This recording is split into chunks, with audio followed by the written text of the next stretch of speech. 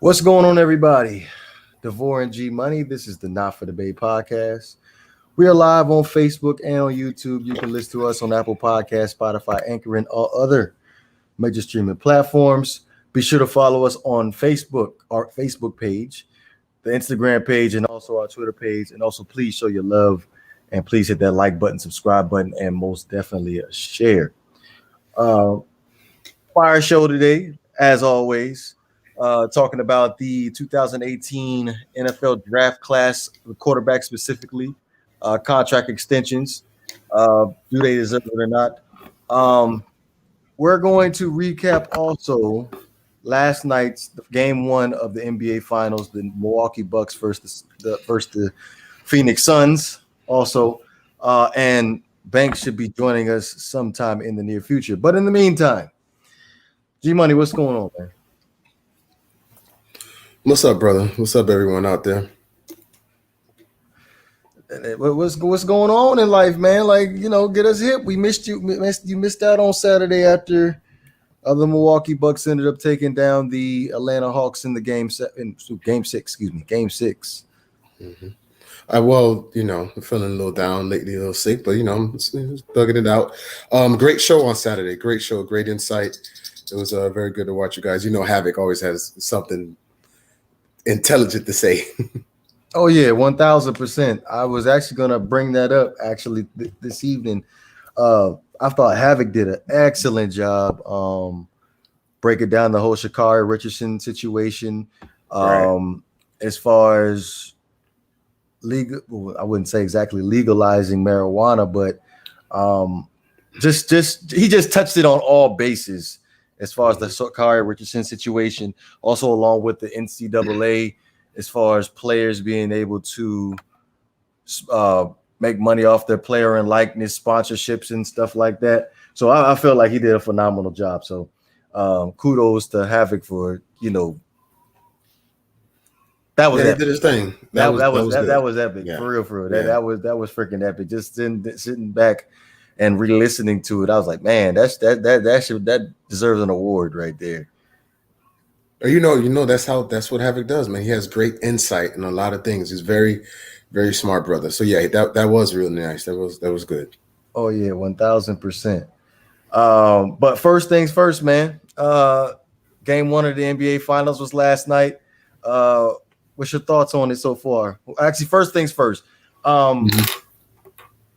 After watching game one, let me ask you this: who you think is going to take home the series? I think it's too early to tell because the Bucks lost two games to the Nets and still won the series. So I think it's too early to tell. But I will say that pick and roll, they're just abusing Lopez. Every time Lopez switches out, they're just abusing him. Like, that's not working. They need to not switch and just stay on their man. So that's hurting. I think that the Bucks are playing too slow.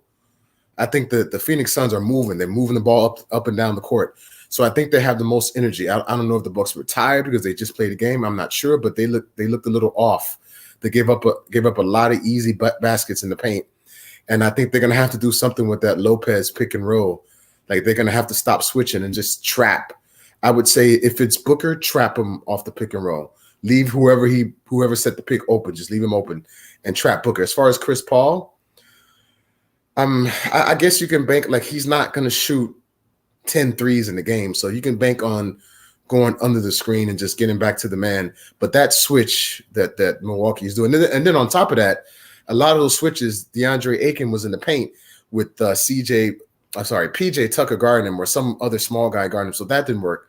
So the Bucks have to get rid of that switching.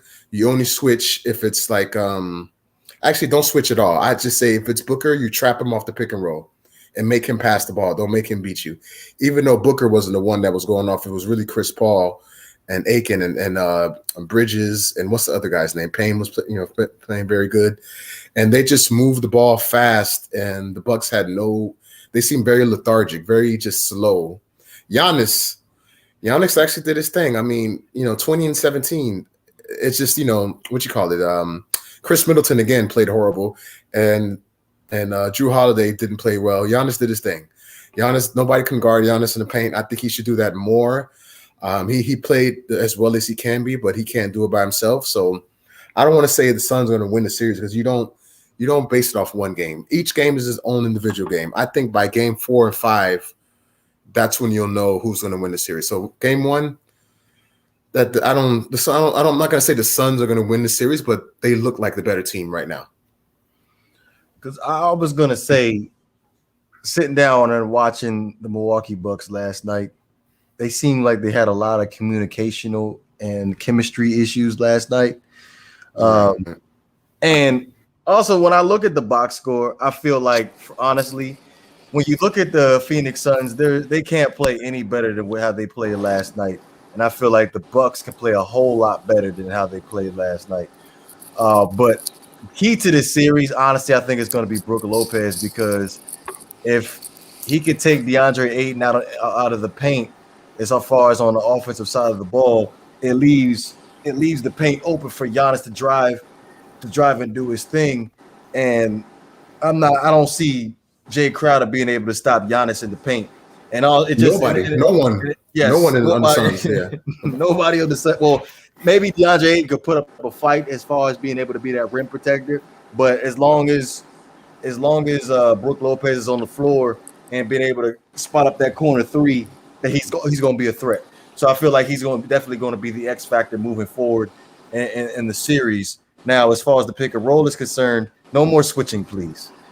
Stop the switching, because Lopez is getting killed, man. They're killing Lopez on the pick and roll. Now, that fadeaway jumper that Devin Booker has, you can't do nothing about that. I feel like that's a shot that you're definitely going to have to take. But as far as Chris Paul is concerned, I know Drew Holiday took a lot of heat as far as not being able to guard Chris Paul the whole game. I feel like in game 2 he's going to be a little bit more aggressive and go right through the screen and be able to do his thing and be able to make a huge difference. But you know what? Series. Honestly, I don't mean to interrupt. Honestly, I don't think it's the issue with guarding Chris Paul. I think he should go at him. Chris Paul, as good as he is, come on, Drew Holiday. Put Chris Paul in the paint. Let them come with a double team. Get somebody open. Make him play defense. He's not attacking him offensively. Like, he's just worried about Chris Paul, that pick and roll and that jump shot off the pick and roll. Okay, great. If you can't stop it, you can't stop it. But make Chris work on the other end. If I'm Milwaukee, I'm gonna make a 36-year-old point guard beat me. I'm sorry. I'm not gonna let Booker do nothing. I'm gonna double team Devin Booker off the pick and roll, and let Chris Paul beat me. If Chris Paul can beat me, you deserve that championship. That's real quick though, G Money. Shout out to Sunset in the chat, by the way. As far as Devin Booker is concerned, he's gonna get his buckets regardless. We can't control Devin Booker, but when it comes down to Chris Paul and DeAndre Ayton, down. You can't slow him down. I'm cool. I'm content with letting Devin Booker go off and get his 45. I'm cool with putting PJ Tucker on him, roughing him up for the whole game, and I go to the middle of the court and shake your hand saying good game if he had 45, 50 points. But he's not doing that on a consistent basis in a 7-game series. So that's the least of my problems. It's Chris Paul and DeAndre Ayton, and I feel like the easier solution is DeAndre Ayton and Chris Paul. And by the way, we would like to welcome in Banks to the party. Y'all talking a bunch of nonsense. I'm trying not to interrupt and let y'all get your point across. What y'all saying right now is just ridiculous. But how is it ridiculous? But it's good conversation. But man, Milwaukee has no answer right now for what they got going on. They don't have an answer for it. It's one of the most the Phoenix Suns. And by the way, thank you to everybody that came by in the chat. We now have access to Facebook. So if anybody's on Facebook and you guys been commenting in the past, we weren't able to see your comments. We apologize for that. Big shout out to Sunset Immaculate. Thank you for stopping by. But to talk about game 1, that's what you guys are talking about, right? That is correct. Okay. It wasn't too bad of a game for Milwaukee. Like, they didn't play that bad like everybody's making it seem. They still had it competitive for much of the part of the game until the third quarter came, and then the doors got blown off. But then they got back into it. I think it was like within 6 or something like that, and the game was even close. And then they got pulled off again. The problem is, it's a similar situation where your players coming off. Your primary player, your best goal scorer, for most part, is Giannis. Even though I don't think he is, but he sets the pace for the most part. He comes back from a really serious injury. He's trying to force himself to play. It was very obvious that at some point, I think the injury started to cause a problem later in the game. That's why he was on fire earlier, like he was getting to the basket at will because the injury didn't set in. I think as the game started to progress, if you paid attention, he started to spend less and less more time out on the floor because I think that injury started to like re-aggravate him. So that kind of took away from the pace of Milwaukee just a tad bit. I agree with what like Shannon Sharp and especially Skip Bayless was saying on the Undisputed show on FS1. Shannon Sharp, not Shannon Sharp, but Skip Bayless brought up a good point. Milwaukee seems to be a better team right now when Giannis is not on the floor. That's not to say they can win the series without him, because I don't think they can win the series at all if Giannis doesn't play. But it's very obvious that Giannis is dealing with some type of very serious injury, and it's bad. But he went out there. You got to give him credit for playing through an injury. It is what it is. But to talk a little bit about the Suns and how the Suns played remarkable. You have to remember they have three guys counting. And we haven't even counted Bridges in this equation either, because he's a big factor in this as well. Mm-hmm. And then you got Cameron Johnson, and then you got Payne and those guys. Bro, this Suns team is really freaking good. I don't think we're giving them as much credit as they deserve. This team is really good. They play good defense when it's time. They knock down big shots, and when they start running, as we were mentioning in the chat earlier, in our private chat on Facebook, when those guys start running the floor, they're hard to keep up with, especially when Chris Paul is not on the floor. And they're running. They're fast. And they got pull up 3-point shooters that you have to respect them in the fast break. You have to respect them because they knock down shots. And then you got to remember DeAndre Ayton is just getting whatever he wants down low all playoffs. It's not just this one game. He's been doing this since the playoffs started. He's just having his way with everybody. He's dunking on people. And then if you try to post him up, he jumps over you because he's so quick and agile. He's like a DeAndre Jordan, but younger. Like, bro, I think Milwaukee comes back and make this a series. I think it goes 6 at the most, but I feel like Phoenix has them dead to rights right now. It's dead to rights. And I didn't even talk about Booker or Chris Paul yet. I didn't even bring those two guys up. Milwaukee better figure it out. I feel like you're overrating DeAndre Ayton, but he's not. No. Don't do that, bro. I just feel like you're overrating one game. I'm not overrating one game. I just said before. Just one game. No, I just said before I started my point. I just said that Milwaukee still made it competitive. That's me giving them props. They still could have won this game, honestly. They still could have won it, even with Giannis being a hindrance. But you're not going to win if you can't stop Chris Paul in the pick and roll. You're not going to beat Phoenix if Chris Paul is out there having his way in the pick and roll. It's not happening. I don't care who you have out there. Kind of missing the point. Middleton and Drew Holiday didn't have a good game. If Middleton and Drew Holiday had a good game, and Giannis, as injured as he was, he still gave you 20 and 17. If they can give you 20 points each and they can play better, but we can Milwaukee's say that a better team. We can say that about a lot of people because, to be very honest with you, Milwaukee is lucky they didn't get blown out by 30 points last night, because we can say that. You have a point. You're right about what you're saying.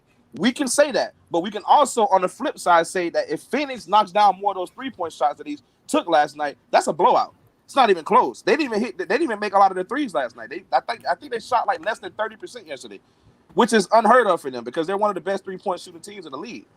And so the Milwaukee Bucks. It just was a bad game for Milwaukee. I think Milwaukee is going to come out game 2 and make it far more competitive. I feel like it's probably going to end up going like overtime maybe, because I feel like they're going to play really hard. But if they don't stop this pick and roll, they are in trouble, bro. That's the only point I'm making right now. If they don't stop the pick and roll, they're in trouble. They're in trouble, bro. They're in trouble. And it's crazy that we're saying that, because it's not like Milwaukee doesn't have the perimeter defenders to defend anybody.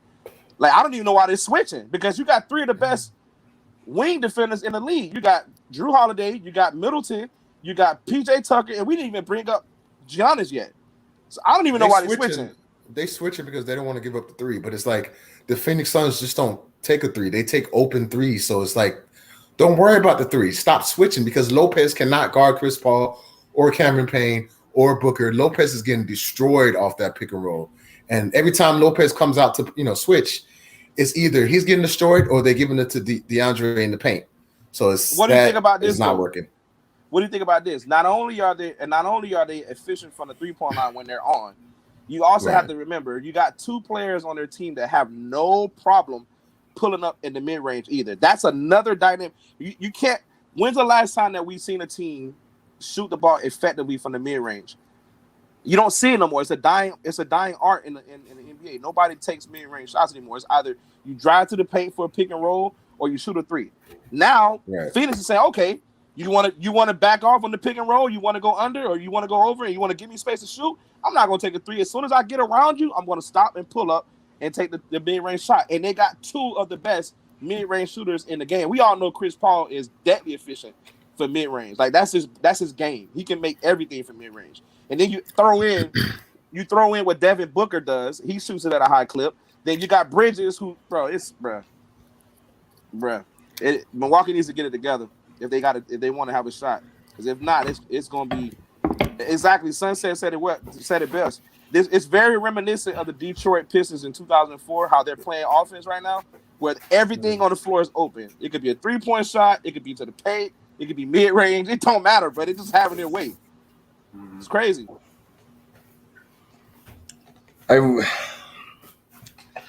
G Money, go ahead, man. No, I ain't got nothing more to say. I just feel like I said earlier, I don't know if Banks heard. I think Milwaukee was playing very lethargic. They didn't have a lot of energy. And I think Middleton and Holiday, they're the key. Giannis is going to do his thing regardless. Regardless if he's not healthy. Giannis is going to ball out and play his heart out. That's what he's going to do. It's the other 2 that are important, especially Drew Holiday. If Chris Paul is guarding you, make Chris Paul guard you. Stop worrying about his offense. He's going to score regardless. Make him play defense. Make him guard. Whoever Chris Paul is guarding, that person needs to go at him. Let Chris Paul, a 36-year-old point guard, beat you. Like I said, if Booker comes off the pick and roll, trap and double team him, don't let him score. Let everybody else score. Let Chris Paul beat you. If Chris Paul can beat you, shake his hand and say you're the better man. But I'm not letting Booker beat me. I'm sorry. I'm just not. I'd rather let you have Booker having 50 points than have Chris Paul beat me. Yeah, me too. I'd rather Booker get him than Chris Paul. It's just something about a good point guard being on the floor, bro. And when he gets, because you got to remember, every basket that Chris Paul makes, for the most part, it gives his team a morale boost. It's like if our main guy, who was our leader, is making shots, bro, it's going to pump them up. Like, it's going to get them. That's they call Chris Paul. Chris Paul's the point guard, bro. There's no way around it. I would do my best to let Devin Booker shoot the ball as many times as he can shoot that bitch. I don't care. Keep shooting. But I ain't letting Chris Paul shoot. Nope. I agree with you on the point of Holiday working Chris Paul and making him work on the opposite end. I agree with that. But it's easier said than done, like Sunset said. It's easier said than done, bro. Like it's gonna be a very good series. I think this may go 6 or 7 from how I was looking. Last thing before we end up moving this thing on. As far as Drew Holiday's concerned, I noticed a big difference without Giannis in Game 6 against the Atlanta Hawks compared to Game 1 last night against the Suns. It seems like Drew Holiday has a hard time finding his way, his role in the offense when Giannis is on the floor for some particular reason. So, would you say, Drew? G? No, I was just saying, I don't know why. Like, he just has to play the same way. Just be aggressive. Don't worry about if Giannis is playing, Giannis not playing. You play your game, be aggressive. That's it. But that's the thing. How are you going to play your game? Because Giannis gets the ball after the rebound, and he's running the fast break. It's not Drew. Not always. Well, most of the time is Giannis. And to be honest, I want the ball in Giannis's hands on the fast break. On the fast break, but not to set up the offense. If you like, I hate when Middleton just comes up and takes a shot. Like, that's the stupidest thing ever. I hate that. Give the ball to Drew. Let Drew set up the offense. Middleton come off a pick and roll, get a better shot, post up. Drew Holiday, unless it's a fast break, Drew Holiday should be the main ball carrier, not Middleton. Well, it's a big deal when Drew Holiday plays 40 minutes last night, goes 4 for 14 from the field, 0 for 4 from the three-point line, and only scores 10 points. He had 3 turnovers. Middleton had 5 because they were forcing it, trying to get their offense going. they got to play better to that point. Like Greg said, they got to play better. But I mean, to say they need to play better, I feel like we're taking away from what the Suns did. The Suns did exactly what you're supposed to do in the game one. Is you set the tone early. You let the Milwaukee know if you plan on coming in here beating us, you're gonna have to earn every single game. That's what I loved about it. Everybody was just clicking last night. But that's my point though. Even though they didn't play as well, they didn't lose by much. So if they play better, I think that Milwaukee's the better team. Milwaukee is the better team. As great as Suns played as great as they can be. Milwaukee didn't. Yeah, Milwaukee is a better team. They have a better team talent wise, but team wise, I'm going to get that to the Suns. Talent wise, like individual players, Milwaukee has better players, younger. You know what I mean. But yeah, they're not a better team. The Suns are the best team in basketball this year. I would say they're the more efficient team. I would say the more efficient team. Yeah. Honestly, the best team in basketball, in my opinion, when the playoffs started was the Clippers, but unfortunately Kawhi went down. So. Yeah, true. Sun said in the chat says Suns in 5. I'm saying it's going 6 now. Yeah, I think 6. I mean, 5 is a stretch, bro. I feel like 5, that's a gentleman's sweep. That's disrespectful. Yeah, I think 6. I think Milwaukee's going to take 2 games at home. I got Milwaukee in 7. Milwaukee in 7? 7 games? Mm-hmm. I'm taking Milwaukee in 6. I'll give the Phoenix Suns another dub, and then that's it. But I'm going back to saying, like, I feel like the Suns played the best basketball they could possibly play against the Milwaukee Bucks.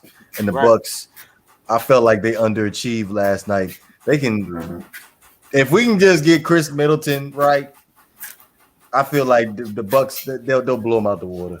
Look. Let me. I think that's a very disrespectful comment. So I just want to elaborate on one point here. Go ahead. Listen to this. Jay Crowder, 0 for 5 from the 3-point line. Mm-hmm. Devin Booker, 1 for 8 from the 3-point line. Bridges, 2 for 4. Bro, they shot 32% last night. The only reason why Milwaukee was even in the game last night was because they shot 44% from the 3-point line. I'm telling you, if the Phoenix Suns knock down the 3-point shot, this might be a sweep. Damn. They struggled big time last night in front of the 3-point line. Big time. That's the other thing that I wanted to bring up too as well, was the fact that they shot a lot of free throws last night too. Was it like 27 free throws they ended up shooting last night in game one? And he only missed one. So I feel like that was a big difference maker against the Milwaukee Bucks too last night. They only shot like 14 free throws last night, so it was a big difference. Difference. But we're gonna transition to the NFL, going into the 2021 season. January 3rd would make all the 2018 players eligible for a contract extension. Now, there were 5 quarterbacks selected in the 2018 draft in the first round. That'd be Lamar Jackson, Josh Rosen, Sam Darnold, Baker Mayfield, and Josh Allen. Now, when we end up having the discussion about a contract extension between, well, right now it's only 3 quarterbacks right now that you really can mention as far as mega deals is Lamar Jackson, Mayfield, and Allen. We talk about big numbers. Now, I did want to go over Patrick Mahomes' deal, which was a 10-year, $450 million deal, and Dak Prescott, who just got his deal, was a 4-year, $160 million deal. So with these contracts coming down the pike right now, you looking at them setting a new market where you looking at possibly over $170 million for a contract extension for these quarterbacks. My first question is, do you think it is worth it for those guys? For who? For the quarterbacks? Yes. I mean, unfortunately, the league, whether we say it or not, the league is still going to pay these players top dollar because the quarterback position is just one of those positions that everybody prioritizes. That you got to have a good quarterback, and you're going to pay him like a great quarterback, whether he's average or bad. Let's not forget Ryan Tannehill stole some of Derrick Henry's money. But anyway, he got 90 million. Don't even play that. He stole Derrick Henry's money, but that's a whole different topic. Yeah, it is a whole different topic. That's a whole different topic. Don't even freaking try it. It's a whole different topic. I'm still very upset about that. But those guys are going to get paid. They're going to get paid. I feel like it's going to get even depending on how well they each do in the playoffs. Because I feel like each one of those teams are in prime position to make a run at the Super Bowl. Believe it or not, the Buffalo Bills are in position to win. They're contenders at Super Bowl. The Baltimore Ravens are contenders for a Super Bowl. The Cleveland Browns, for the most part, a lot of people are predicting Cleveland to win the division this year. They're contender for a Super Bowl. So there's a good likelihood on Mike Tomlin's watch. Oh my God! I'm just telling you what they're saying. They're saying that the Cleveland Browns. We'll get to that. They're saying that the Cleveland Browns are the best team. I still think the Cleveland Browns are a joke, but nevertheless, we'll see how the season plays off. What you got for BG? As far as those three specifically, Allen, Lamar, and who was the last one? Baker Mayfield. Yes. I think Allen should get the contract extension. They're going to get it regardless, just like Banks said. But I think Allen deserves it. I think Lamar deserves it. Baker Mayfield, I gotta see more. I gotta see more. Right. I gotta see more for I just gotta see more. Yeah, but he's gonna get paid regardless. But I gotta see more production. Yeah, I gotta see more. We already know what Lamar Jackson brings to the table. He's only gonna get better. Josh Allen is only gonna get better. We're talking about two of those three guys were up for MVP. So Josh Allen was up for MVP last year, and the year before that, we already know what Lamar Jackson did. So it's on Baker Mayfield to prove himself because we know Josh Allen and Lamar Jackson are going to get paid. They're going to get paid. They're just probably still working out the details. That contract is probably already done. They're just waiting to make an announcement.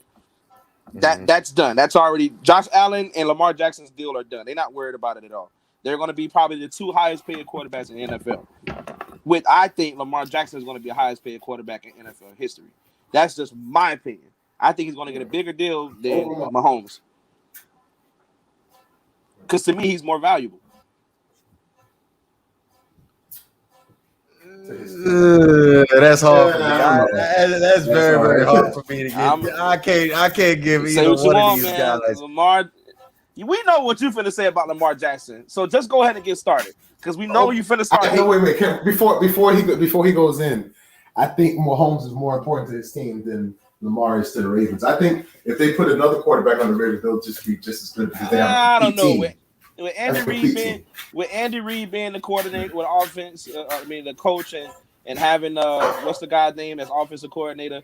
I feel like they could just throw any quarterback in with all those weapons and do good. But hey, that's just my opinion. Okay, let's go ahead and start off with Baker Mayfield. Got NFL Rookie of the Year his rookie season, and had a sophomore slump and coming off of going to the conference championship last year in 2020. I got to see more from Baker. I'm gonna go ahead and give him another year before I end up making that decision for Baker Mayfield. That's this year then, okay. So we're gonna have to wait till after the 2021 season. Lamar Jackson. To be honest, I feel like he's the only one really qualified out of the three to get the contract extension. Yes. Yo, what? This is a first. What's today's date? The 7th? Let me explain why. Let me explain why. Oh my God, I'm shocked. I ain't talk about numbers yet because I feel like making him the highest paid NFL quarterback in history, that's craziness to me. Yeah, I don't agree with that. I think he's going to be the highest paid quarterback ever. Nah, I'll explain. I'll let you go, but I'm going to explain why. It's probably going to end up happening, but I gotta leave him at the $160 million mark. I can't put him in it because right now we're looking at the $200 million club right now. That's what we're looking at. So I gotta keep Lamar somewhere around 150, 160. I tell you what, since Dak got 160, I'll give Lamar 165. Just So he's only $5 million more valuable than Dak Prescott, who's not even won an MVP. Wow. Or gotten even almost close to a Super Bowl. Well, to be honest with you, I feel like Lamar Jackson's a better quarterback than Dak Prescott as far as dynamic, but I never felt that you already knew I never felt that Dak should have got paid that money anyway. So really, the amount of dollars that he is receiving really doesn't do it justice. Now to Josh Allen. Josh Allen is a big roller coaster for me. Like, nah, you go hating, man. I'm not hating because I closely evaluated. I closely evaluated Josh Allen, and I feel like Josh Allen, he's got to be one of the luckiest quarterbacks in the world. And I want to take it back to the game against the Rams. Do you remember? I know Bakes, you watched this game because he was talking to me on the phone when we was watching this game. I think it was in the fourth quarter. Like they were like. This is last season? 2020. There was like 4 plays in like the final minute and a half of the game where the Rams should ended up sealing the deal. There were like 2 dropped interceptions, and then there was especially the 2 dropped interceptions. Like these are like blatant like interceptions that the Rams should have had, and they just couldn't get their hands on it. But again, kudos to Josh Allen, but there's a lot of those plays that go around, and I feel like with Josh Allen, there's a lot of plays that are left on the field. Like there's shallow crosses that are being ran, and Josh Allen throws them by a mile. But like just the inconsistencies with Josh Allen is my problem. So I will, like I said, out of all 3 of those quarterbacks, it's probably going to be Lamar that's going to get paid right now. And then Baker Mayfield and Josh Allen, they're going to have to wait until the end of the 2021 season before I end up making my decision if y'all deserve to be in the $200 million club. Real quick point about what you're saying, right? So I'm looking at the numbers right now. Guess how many 300-yard games Josh Allen had last year? 9. 8. So out of 16, 17 games he played last year, majority of his games, he had over 300 yards passing. This guy is transcending, bro. He is elevating his game every single year. He's going to get paid at least 180. He's going to get paid at least 180. Yes, bro. You got to remember, the salary cap is going up every year. The teams can afford it. They can afford it. He can make his demand, especially if Buffalo goes, I don't know, 15-2 this year or something like that. Because I think it's like an odd number of games played this year. 17. Yeah, so if he goes like 15-2 or something like that, or 14 and whatever, come on, bro. It's hard to argue against that because if wait, hold on, I got a question. I got a question. You think Allen deserves it more than Lamar? No, I personally think, and this is just me, because like I said, if you're giving Dak Prescott 160 and you're giving Mahomes, what was it, 200 or something? Oh no, 400. Okay. For 10 years. 400, 450. Okay, the reason why his is so big because it's stretched out over 10 years.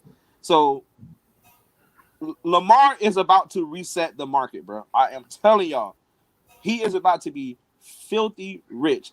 Plus, the main reason why I say that is he's the most out of all these quarterbacks. He has the most to lose and the most. He's at the risk more than anybody, because not only do people still feel like he's not a quarterback, he's a positionless player. He's not a quarterback. People still feel that way, even though the numbers don't support anything of what everybody's saying. But he's also getting over, bruh. The guy's getting 1,000 yards rushing on top of 3,000 yards passing in the season. Bruh, name any other quarterback in the league that's doing that. Just name them. Just be honest. No matter how you feel about him, what other quarterback in the league is doing what he's doing? There's only one other quarterback I think even can do that, and he's not going to do that either. That's Deshaun Watson. There's no other quarterback in the league. What about Kyler Murray? Yeah, Kyler Murray, and maybe what's the guy's name for the Chargers? Herbert. Maybe Herbert can do it because Herbert got some wheels. He can actually run. But what I'm saying probably put Joe Burrow in there. Nah. None of those guys, none of those quarterbacks are. What about Mahomes? Mahomes can do it, but he's not agile. He's not fleet-footed like Lamar Jackson, bro. Lamar Jackson is they're going to pay him because he sells tickets. Like it sells out in Baltimore when he's at quarterback. And if he doesn't in Baltimore, wherever stadium he's visiting, that game is going to be sold out. They're going to pay him like the highest paid quarterback in the NFL. Mark my words. If it doesn't happen, I'll be shocked. I'll be super shocked because, like I said, he has the most to risk out of everybody. He puts his body on the line more than any quarterback in the league. More than any quarterback. It's not even close. Doesn't that make it a liability though? Yeah, but has he got hurt yet? Yes. It's only a liability if he gets hurt. He got hurt. When did he get hurt? When did he miss a game? He missed the game against Pittsburgh. DeVore. He did. You're giving me a percentage. You're giving me 1% out of 99. I understand that, but when it comes down to a long-term contract, like I'm pretty sure there's going to be some incentives in there as far as barring injury. Oh, of course, the teams are going to have some type of, backloaded thing behind that's going to have some type of injury waiver there or something like that, where we're only going to pay you a percentage if you get hurt. But either way, when the ticker comes across and it goes da-da-da, da-da-da, and all of our phones are going to be bloom, bloom, bloom, bloom, bloom, it's going to say Lamar Jackson, quarterback from the Baltimore Ravens, Lamar Jackson signs the richest contract of the NFL history at the quarterback position. Watch what I want to make a point though before everybody goes. I think that Dak Prescott, his contract kind of, I don't want to say mess things up for everybody else, but it's like Flacco's. Flacco's contract. You think so? My point is a mediocre quarterback gets paid this much. Now the bar is set at 160. If it's not 160 or more, it's a problem. Right. It has to, because that reset the market. Right. Well, technically, I mean, none of them are going to get a Patrick Mahomes. Patrick Mahomes just pretty much got a lifetime deal. That's pretty much what that was. We're going to pay you a lifetime deal to be a Kansas City Chiefs. Again, I feel like that's going to backfire. I feel like it's starting to backfire. That's my opinion. But, Kansas City has a loaded team. I just feel like I can go out there and as a quarterback for the Kansas City Chiefs and do what Mahomes did. That's just my opinion, because it's too many weapons on that team. It's way too many weapons on that team for you to miss. Like, it's just too many weapons. That's so disrespectful. I mean, it's no shot to him. I just don't. I want to see him struggle. I want to see, and I finally got it in the Super Bowl. I finally started to see. Now, granted, everybody's going to say, "Oh, well, he didn't have his offensive line," and da-da-da. Welcome to the NFL. It's true. Because he's been pretty damn lucky. He's been pretty damn lucky his entire career in the NFL up until this year. He's had very healthy offensive line. He had one of the best coaches in NFL history. He has Eric Bieniemy, one of the best offensive minds in NFL history. He's had a lot working for him. So, yeah, I know you don't like I gotta see for another year before I go ahead and be on board with that thing. Okay, just real quick. Okay, let me ask you a question, because I know we're gonna move on to the next segment. Give me the numbers for each quarterback In 2021? No, I'm just saying, not stats. I'm talking about their contract. If they were to re-sign right now, what would each player get that you think? How much would each player get? We don't need a years or anything like that. Just give me a number. Okay, Lamar, 165. Oh, Josh Allen, 160.2. Baker Mayfield, 120. Woo, boy! I'm sure the NFL was to come across this video, and NFL team was to see this, they're gonna hire you as somebody general manager, boy. Man, because you cheat, boy. You save some money. Boy, you saved them some money. You gonna keep your wife rich. Like, you know what? I'm gonna make it where majority of the contract is fully guaranteed. Well, why would you do that? That's awesome. That's crazy.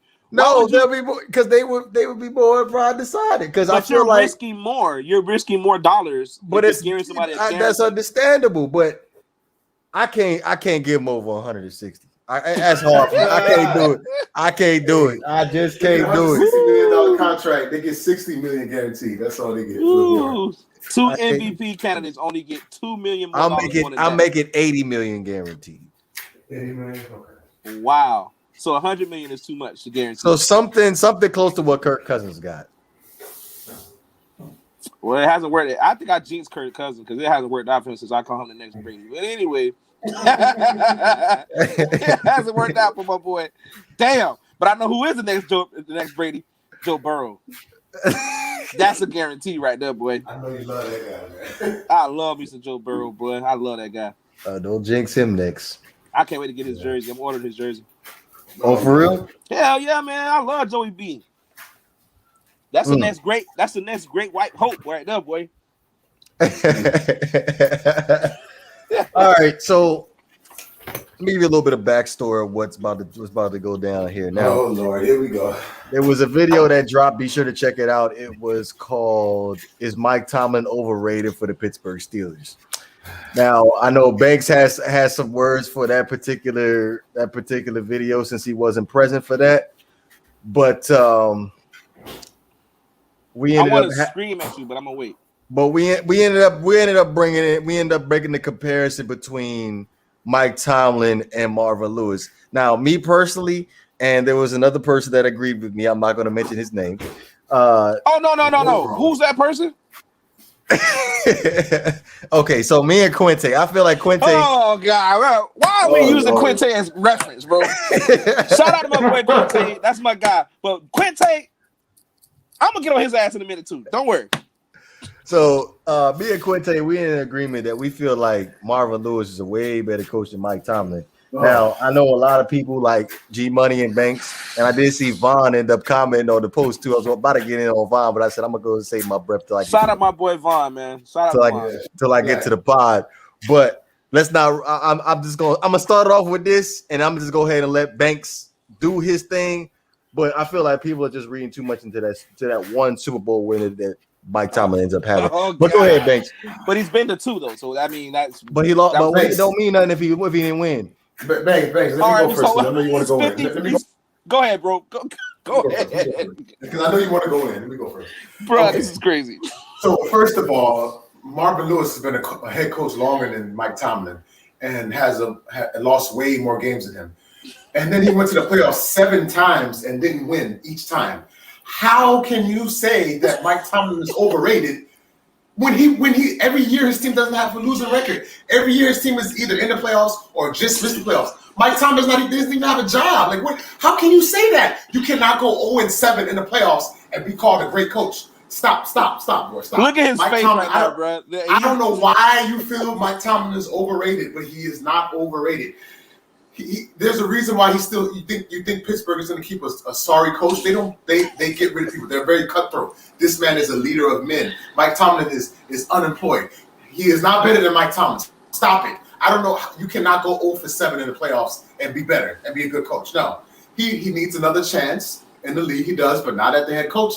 He needs to be an offense or defensive coordinator or something, or linebackers coach or something. But Marvin Lewis as a head coach does not work. That's why he's not in the NFL, because he's not a good head coach. He needs to humble himself and be a coordinator to come back in the league. He's not a head coach. Stop it. Stop. But go ahead, Banks. I'm done. Well, it sounds a lot like LeBron James, man. You can't go to the finals 10 times and only win. But anyway, I'm leaving that. You can have it. That's not even LeBron tonight. I'm sorry, bro. I'm sorry. That's me being toxic, bro. I'm sorry, bro. I know somebody on Facebook is watching this right now, asking all these damn questions. Yes, I said that about LeBron. I love LeBron. Shout out LeBron James, man. But anyway, woo! I can't believe my brother stuck his foot in his mouth like that, man. That was terrible. I wish I would have been around when you said that silly ass statement. And you and Quinte, I am sick and tired of you and Quinte agreeing on every topic. I don't know what you two got going on, this little romance that you two got going on, but it needs to stop. Because both of y'all ass, and Quinte, I know you're watching this, both of y'all are completely wrong. You're wrong, and you know it. When you know better, you do better. And at the end of the day, there's only one person that's doing better in this situation, and that's Mike Tomlin. Why? Because he still has a job in the NFL. And if his owner, now I'll be honest with you, I think Mike Tomlin has a little bit more luck because he works for an organization that really doesn't believe in firing a head coach. They're going to stick behind their head coach 100% of the way. That's just the Rooney way. They're all about equal rights and employment. We know the Rooney Rule, all that. Right, they're a class act organization. They're not going to disrespect and walk over Mike Tomlin that way. They're not going to do it. And you can also say the same thing about the Bengals with their ownership. They gave Marvin Lewis, at one point, people were saying Marvin Lewis was sleeping around with the daughter or something like that because, it was just that people just couldn't believe he still had a job. And it is, listen, by saying Mike Tomlin is better than Marvin Lewis, it's not taking away credibility from Marvin Lewis. He is a hell of a coach. I will give you that. He coaches very well. All right. He does deserve, opposite of what I believe with G Money, he does deserve a second chance in the NFL as a head coach at some point. But we can also say that about a lot of head coaches, like Jim Caldwell. Where is he at right now? All he did was take Detroit to the playoffs, and he got fired for doing that. So if we're going to talk about anybody deserving a right to be coaching the NFL, I think Jim Caldwell deserves it more than anybody. Because at least Jim Caldwell gave you, some good results in such a short time frame. And they both were two terrible organizations with Detroit and the Bengals. They're both terrible ass organizations. At the time of these guys coaching them, they brought them out of a bad period. I'll give Marvin Lewis the respect for that. He created the culture in Cincinnati. He brought in a winning attitude. Cincinnati should be forever and grateful for what this guy did for that organization. But at the end of the day, you play to win the game. In the great words of the great legend, Herm Edwards, you play to win the game.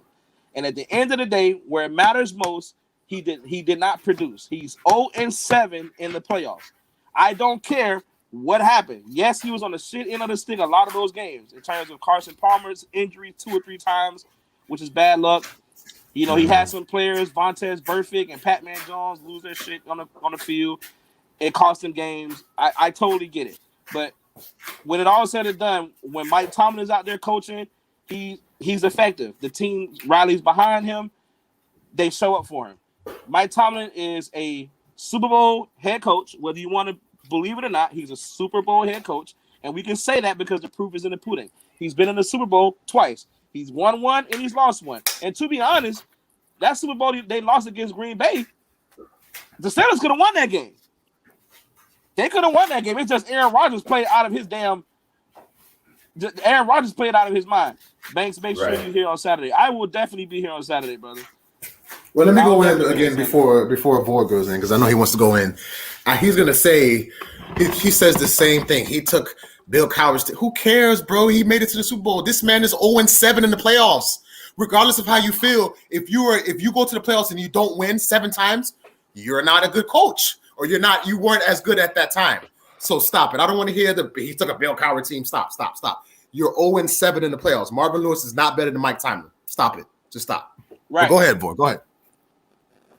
Now, first things first. Let's go ahead and touch on Mike Tomlin real quick, right? So, Mike Tomlin, he came in and took over the Pittsburgh Steelers in 2007. First year, he went 10-6.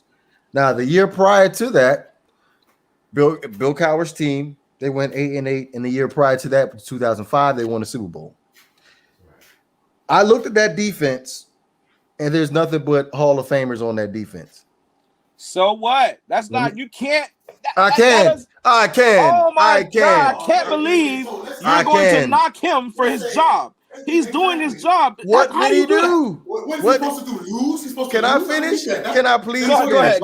Yeah, go ahead. Can I please finish? I can't believe you're about to use that as an excuse. I'm not. I'm just saying. I'll put myself on mute. Go ahead, bro. But G Money, because I want to ask you this question. Do you think Tyronn Lue is a good coach? Because since he won the championship? Yes. I think he's a good coach, not just because of the championship. I just think he's a good coach in general. Okay. So I'm going to just read some of these players that were on this roster when Mike Tomlin won the Super Bowl.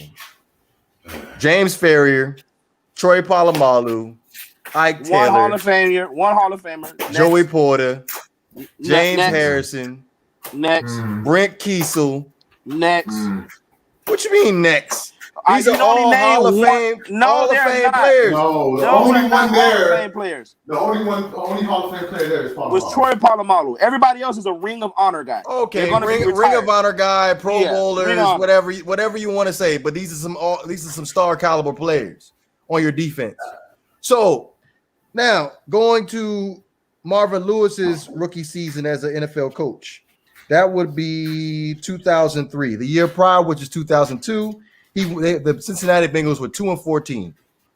He took them to an 8-8 season in 2003, and then They four won straight 6 more seasons. games. They won 6 more games. Now you want to talk about? You talked about how the Rooneys they're our class, the class family as far as the Pittsburgh Steelers organization is concerned. That is facts.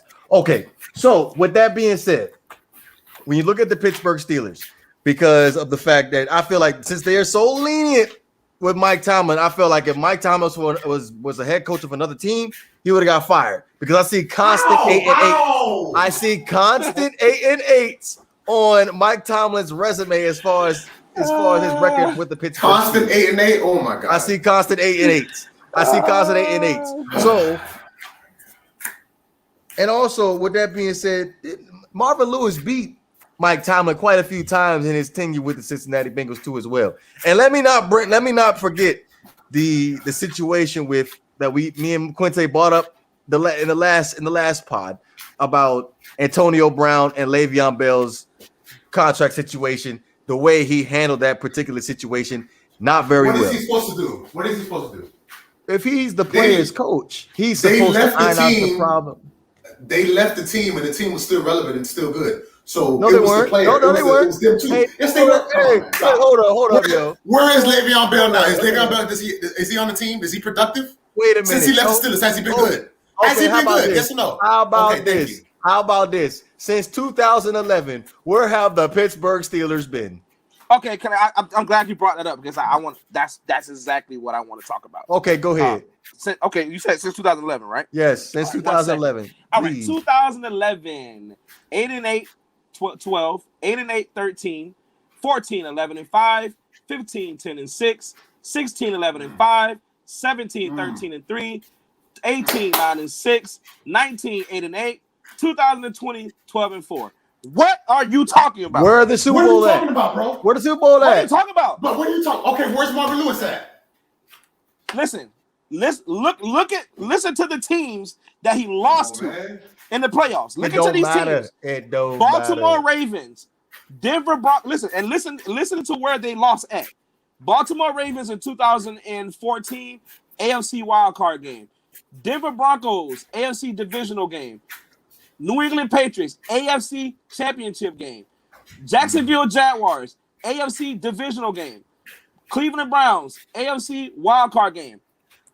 What has Marvin Lewis even sniffed anything close to that? Can I? As far as talent-wise is concerned, I'm thinking I'm swaying the pendulum to the Pittsburgh Steelers. Easy. But how is that? Your job is to produce and bring the best players in for your organization that fit your scheme. What you're saying is the only That is agreed. But yet there has been a player that has came out and said something positive about Mike Tomlin. Hasn't happened yet. Everybody does. They love Mike Tomlin. No. There's only 2 people that you can mention. Tell me. We're talking about the 2 most disgruntled people ever. You're talking about Le'Veon Bell. You're talking about Le'Veon Bell and Gore, can I ask something? What has Le'Veon Bell done since he left Pittsburgh? Give me the stats. What has Antonio Brown done? What has he done? What has he done since he left Pittsburgh? It doesn't matter. Oh my God. It does matter. Bro. Oh my God. Okay. All right. It does not matter. Why? Ask another question. Why doesn't Marvin Lewis have a job? Explain that to me. If he's such a great coach, why doesn't he have a job? Because the players don't like him. Yeah, he's more of a dislike coach than Mike Tomlin. Okay, let's think about this for a second. Here's another thing. There is nobody that, as far as coaching staff under Mike Tomlin, has gone on and been a head coach. Nobody. What does that matter, bro? Hey, what you mean? What does it matter? We talk about Marvin Lewis. You got Mike Zimmer. You got Hugh Jackson.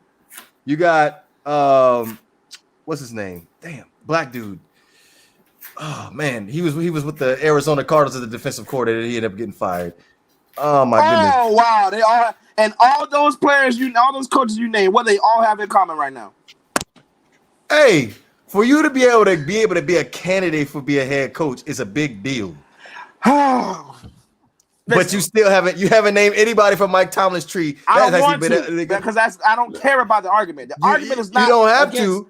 The argument is not Marvin Lewis. What Marvin Lewis has produced in terms of his coaching tree and all that stuff. That's great. Those are all great things. Kudos to those guys. That's a great job. But what have they even won? They don't need to win anything. They head coach. Like the head coach. So the head coach don't have to win anything, or they don't have to win anything either. But guess what? They can still be better than Mike Tomlin, who has won something. I'm out. Won something with a Bill Cowher team. You literally won a Super Bowl 2 years after Bill Cowher left the team with the same players. But meanwhile, your guy is 0-7 in the playoffs. That's okay. That's okay. Same team. With the same team.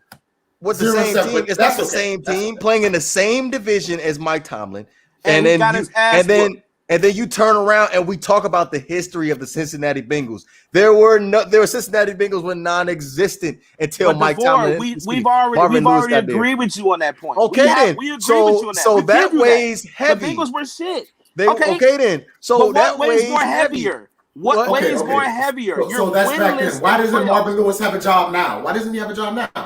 If he's such a great coach, why is he unemployed? Don't you got a black person as your profile picture? You do the math on that. But with that being said, oh my God, he threw the race card, bro. He threw the race card, bro. You can't argue with that, man. He threw the race card out there, man. Nothing about him not, being nothing about him being not a likable head coach at all. Because do you remember the relationship that he had with Baker Mayfield? And how he said Baker Mayfield wasn't even a good quarterback. That was Huey.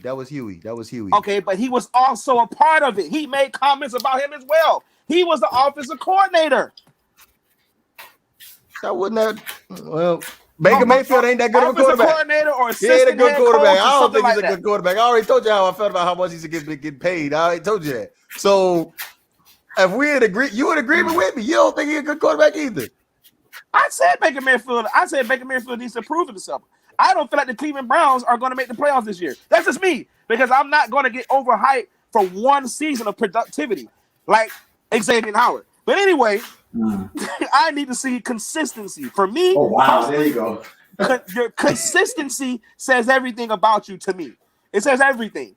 Consistency is the reason why Mike Tomlin is still a head coach in the NFL. Whether you like it or not, whether the Roonies are behind or whatever the case may be, at the end of the day, this guy is getting paid to do one thing, and that's what he keeps doing. No matter what, his team is winning. Lose in the playoffs. He just gave you the standings. The last. You know what? What do you mean lose? I cannot wait until this season starts and we move forward from the Ben Roethlisberger era, because y'all gonna be eating y'all words. And I'm gonna clip this right now because I cannot wait until that moment happens. Oh, we're gonna see when that happens. But we will right now. Right now. Listen, one thing I want to leave you with, because I know we're getting ready to shut down soon. One note I want to leave you with and Quinte with. Marvin Lewis's record is what in the playoffs?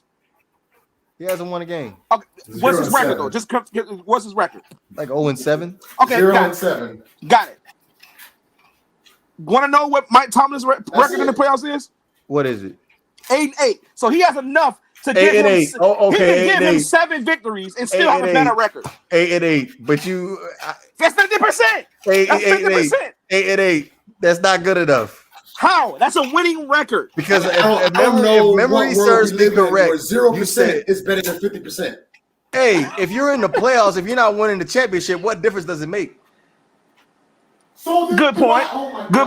But at least you're advancing to get there. We're not going there to get our ass. If you're not in the Super Bowl, it don't matter. I don't want to hear that. You're advancing. We're not going there to get put out the next game. We're not getting the best record in the league every year almost, and just to get blown out and lose. But you're losing regardless. You're not going to the Super Bowl. You're bouncing out anyway. But like I keep telling you, at the end of the day, since 2011, Haven't went back to a Super Bowl. So the greatness of Mike Tomlin, like you guys keep on saying, Yeah, but you're making it seem like they're going back to the Super Bowl. Where is is the that? easiest Ever since that veteran team has left the Pittsburgh DeVore, Steelers, the think Pittsburgh about what Steelers you're have saying been right irrelevant. now. Think about what you're saying right now.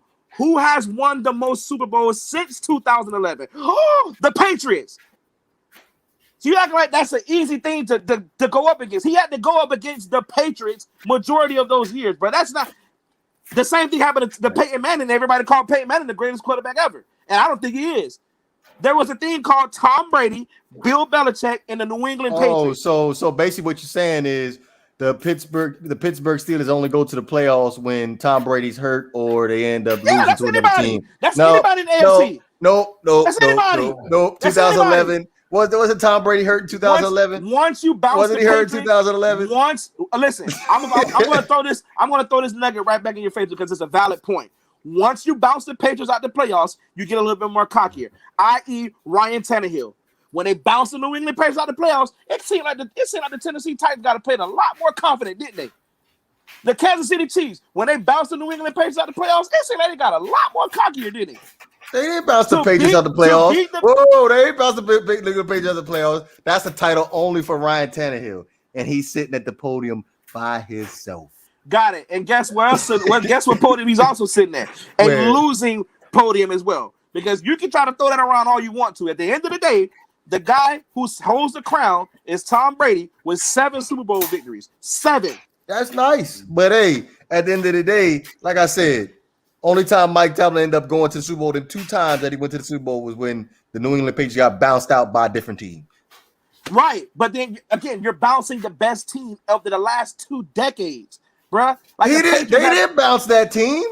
But what the point I'm making is, DeVore, you're taking out the best team every year for the last 2 decades, bro. The last 20 years, the New England Patriots have been a constant in the playoffs or the Super Bowl. Listen, all that doesn't matter. All you have to say is 0-7 in the playoffs. That's it. That's the whole point. You can't be a great head coach if you don't win it all. I'm gonna leave it at this, G Money. If you put Tomlin in Cincinnati, would he be 0-7 just like Marvin Lewis? No, I don't think Shoulda, coulda, woulda. Man, he know nothing. Ain't no nothing. Ain't no nothing. You look at that team, the team he won the Super Bowl with, all those veterans on that roster, and then you turn around and you want to talk about from 2012 and all the way up until now, we have came up short. I picked the perfect co-host for this show. I swear to God, I picked it. You're the perfect. You fit this position. Yeah, Marvin Lewis doesn't have a job. Perfectly fine, bro. This is your thing. I just want you to know that. This is what you should be doing for the rest of your life. Because that shit you're talking about right now makes no sense right now. You and Quinte, y'all gonna see me on Saturday for part 3 of this. Because I'm not done with y'all asses. Part 3, Saturday, I will make sure. Well, let me not put my foot in my mouth. But I think I'll be here Saturday to get on y'all ass. One last because they get Quinte ass as well. Yeah. One final point I want to leave DeVore with before we bounce. Guess what Mike Tomlin's head coaching record is? What is DeVore, it? Guess what? It's 145-78. That's a 65% win percentage in the regular season. So what is Marvin Lewis's? It doesn't matter. What do you mean it doesn't matter? He's lost 121. You gonna bring an argument to the table? Let Zora know what his record is. Oh, don't worry. Shout out to Zora, by the way. I got you. Who's Zora? Hello, Zora. But I got you. I got you. Let me go ahead and. Fact checking is awesome, bro. Okay. You ready for this? Are you ready? We're listening. Okay. Marvin Lewis, career record as an NFL head coach in a regular season. This is ugly, boy. Oh my God. He is 131 and 122. In the playoffs, he is. Isn't that 500? Oh, wait a minute. Before you get to the playoffs, isn't that 500? Ain't that 500? Bro, you can't use my argument. Isn't that 500 though? You just said 500 didn't matter. Look, now it matters. It don't matter. Hey, it's over 500, ain't it, G Buddy? Bro, I swear to God, bro. If we want to argue actual factuals, that's over 500. Oh God, bro. Hey. Oh, this is so funny, man. Listen, Wasted a I whole know that- prime AJ Green career. What? Wasted his career in Cincinnati. Let me give you Wasted his career in Cincinnati. Let me Stop give it. you a history lesson real quick as far as how that whole thing transpired. Carson Palmer ended up retiring, and the Cincinnati Bengals ended up picking early in the first round the next year. So he had to rebuild his whole team after losing Carson Palmer and Chad Johnson and TJ Houshmandzadeh, and he still was able to make the Cincinnati Bengals relevant. listen. Marvin Lewis lost to the Houston Texans twice in the AFC wildcard game. I am done. One of those games, I believe, He lost to the Houston Andy Texans. Dalton ended man. up getting hurt early in the season or something He like that, lost where he to ended the up not even Houston playing. Texans, bro. Hey, it's all good. It is all He good. didn't lose to the Patriots or nothing. He lost We to the all Houston loses if we ain't go to the Texans. Super Bowl in your eyes. Listen, there's nothing I don't see. It. Oh, look, 1 point. 1 point. He's also lost 2 playoff games to the Pittsburgh Steelers. Oh God. We're not even gonna go into details of how we end up losing one of those games. To be honest with you, because the Pittsburgh Steelers were dead in the water. But we not gonna go on shoulda, coulda, wouldas. Final thoughts before we end up closing this thing out.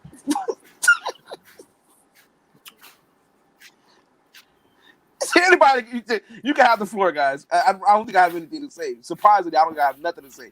That's nothing to say for me. That's Go ahead, G. Okay, I just want to say final thoughts. I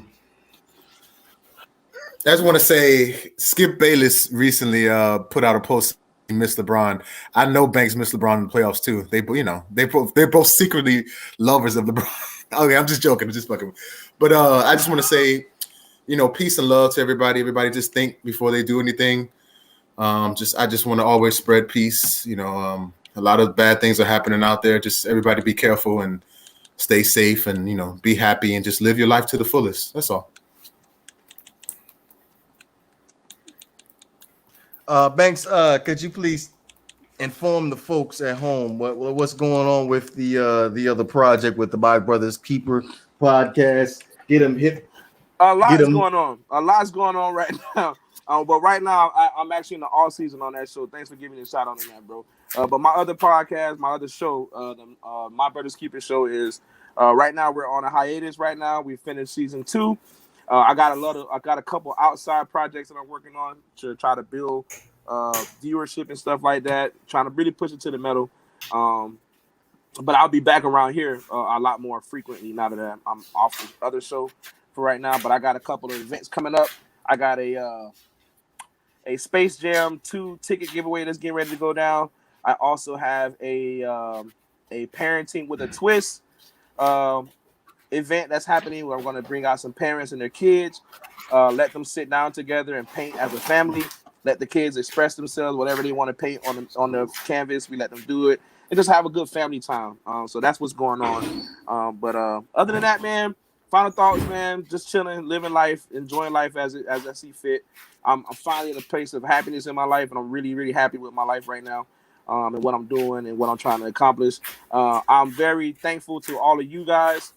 Very serious about that. I'm very thankful for y'all for holding the fort down while I'm in and out doing other things and stuff like that. You guys, every week, you guys are getting better and better at what you do. Shout out to my boy Quinte. It's all love. Can't wait to chat with you boys on Saturday. Shout out to Havoc. Shout out to Shake.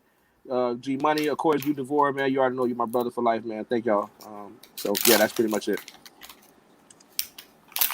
Well, with that being said, game 2 of the NBA Finals, Suns and Bucks, is tomorrow evening, 8:30, if I'm not mistaken. Go Bucks. Bucks and 6, obviously. You can catch us this Saturday, 9 p.m. Eastern Time. Be sure to follow us on Twitter, Instagram, and on our Facebook page at Not For Debate Podcast. You know what it is. This is the Not For Debate Podcast. We up out of here, man. Later, y'all. Appreciate y'all coming by. Peace.